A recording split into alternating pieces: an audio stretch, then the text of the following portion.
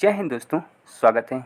आज मैं विज्ञान के टॉप 25 क्वेश्चंस लेके आया हूँ। तो इस वीडियो को बहुत ही ध्यान से और लास्ट तक जरूर देखिएगा, क्योंकि आने वाला जो एग्ज़ाम होगा इस वीडियो से आपको एक नया क्वेश्चन देखने को ज़रूर मिलेगा। तो चलिए शुरू करते हैं। पहला प्रश्न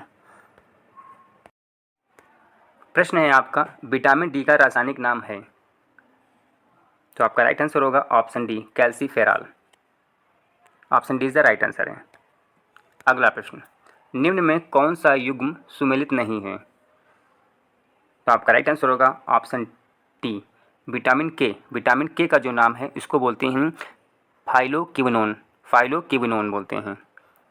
और टेको जो फेराल है, टेकोफेराल जो है आपका, ये विटामिन ई का नाम है। रासायनिक नाम विटामिन ई का जो रासायनिक नाम है इसको बोलेंगे टेकोफेराल। अगला प्रश्न, मानव शरीर में आयोडीन की कमी से उत्पन्न रोग होता है। तो आपका राइट आंसर होगा ऑप्शन ए, घेंघा रोग। Option A is the right answer है आपका। अगला प्रश्न आपका है, निम्न में से कौन सा युग्म सुमेलित नहीं है। विटामिन ए की कमी से रतौंधी है, विटामिन बी कमी से बेरी है, विटामिन सी कमी से स्कर्वी है, विटामिन डी कमी से नपुंसकता नहीं होती है, विटामिन डी की कमी से आपका होता है रिकेट्स रोग होता है। ये आपका युग्म सुमेलित नहीं है। Option D is the right answer है आपका। अगला प्रश्न आपका, निम्न में कौन सा विटामिन जल में घुलनशील है। तो आपका राइट आंसर होगा ऑप्शन डी, बी और सी दोनों। Option D is the right answer है आपका। अगला प्रश्न आपका है, लाल रक्त कण का जीवन काल होता है। तो आपका राइट आंसर होगा ऑप्शन बी, 120 दिन। लाल रक्त कण का जो जीवन काल होता है 120 दिन होता है। अगला प्रश्न आपका है, शरीर में ताप का नियंत्रण करता है। शरीर में ताप का नियंत्रण करता है। तो आपका राइट आंसर रहेगा option A, hypothalamus. Option A is the right answer है, hypothalamus. Option A is the right answer. अगला प्रश्न आपका, हीमोग्लोबिन का मुख्य कार्य है। हीमोग्लोबिन का मुख्य कार्य है। तो आपका राइट आंसर होगा ऑप्शन ए, ऑक्सीजन का वहन। अगला प्रश्न, हीमोग्लोबिन का महत्वपूर्ण घटक है। तो आपका राइट आंसर होगा ऑप्शन बी, लोहा। अगला प्रश्न है, किडनी का मुख्य कार्य है। प्रश्न है, किडनी का मुख्य कार्य है। तो आपका राइट आंसर होगा शरीर से अपशिष्ट पदार्थों का उत्सर्जन, यानी option A is the right answer है आपका।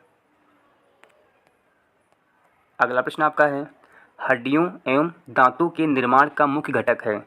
हड्डियों एवं दांतों के निर्माण का मुख्य घटक है।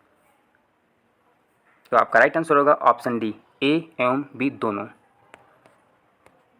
अगला प्रश्न, मानव शरीर की सबसे छोटी हड्डी है। प्रश्न फिर से सुनिए, मानव शरीर की सबसे छोटी हड्डी है, ये इंपॉर्टेंट प्रश्न है। तो आपका राइट आंसर रहेगा option B, steppes. Steppes. Option B is the right answer. अगला प्रश्न आपका है, निम्न में कौन सा विटामिन सूर्य की रोशनी से बनता है।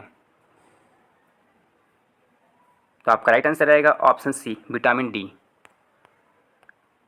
अगला प्रश्न, मनुष्य द्वारा सांस में ली जाती है। मनुष्य द्वारा सांस में ली जाती है। तो आपका राइट आंसर होगा ऑप्शन ए, ऑक्सीजन। मनुष्य जब सांस लेता है तो ऑक्सीजन को लेता है, कार्बन डाइऑक्साइड को बाहर निकालता है। अगला प्रश्न, वयस्क मानव में दांतों की कुल संख्या है। तो आपका राइट आंसर होगा ऑप्शन सी, 32। वायरस से फैलने वाला रोग है। तो आपका राइट आंसर होगा ये सभी, एड्स, चेचक, खसरा, ये सभी वायरस से फैलते हैं। अगला प्रश्न, मलेरिया रोग किस परजीवी के संक्रमण से होता है।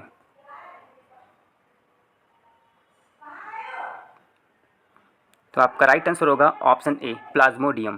प्लाज्मोडियम, यानी मलेरिया जो रोग होता है, जो परजीवी संक्रमण होता है, उसको बोलते हैं Plasmodium. Option A is the right answer है आपका।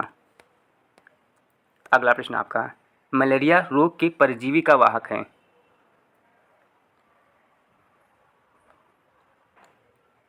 तो आपका राइट आंसर होगा ऑप्शन ए, मादा anopheles. Option A is the right answer. अगला प्रश्न, निम्न में कौन सा रोग दूषित जल के सेवन से होता है। तो आपका राइट आंसर होगा ऑप्शन डी हैजा। अगला प्रश्न, डायलिसिस का प्रयोग किस रोग के इलाज के लिए किया जाता है? डायलिसिस, तो आपका राइट आंसर होगा ऑप्शन सी किडनी, गुर्दा। अगला प्रश्न आपका है, बच्चों में बीसीजी का टीका किस रोग के प्रतिरक्षण हेतु लगाया जाता है? तो आपका राइट आंसर होगा ऑप्शन सी टीबी। अगला प्रश्न आपका है, जीवाणु द्वारा होने वाले रोग को चुनिए। 1 मलेरिया, 2 टीबी, 3 कुष्ठ है, 4 पे रेबीज़ है, 5 पे सिफिलिस है। तो आपका राइट आंसर होगा ऑप्शन सी, जीवाणु द्वारा जो रोग फैलते हैं टीबी, कुष्ठ है और सिफिलिस है।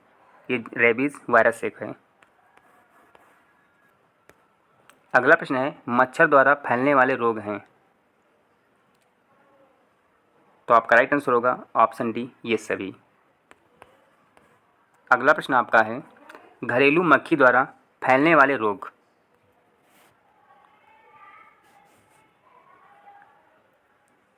तो आपका राइट आंसर होगा ऑप्शन डी अतिसार, प्लेग, तपेदिक और फीलपाँव। Option D is the right answer है। हैजा जो होता है वो जो दूषित जल पीने से होता है। अगला और लास्ट प्रश्न है आपका अगला प्रश्न है, निम्न में से कौन जंतु प्लेग महामारी को फैलाने में सहायक है?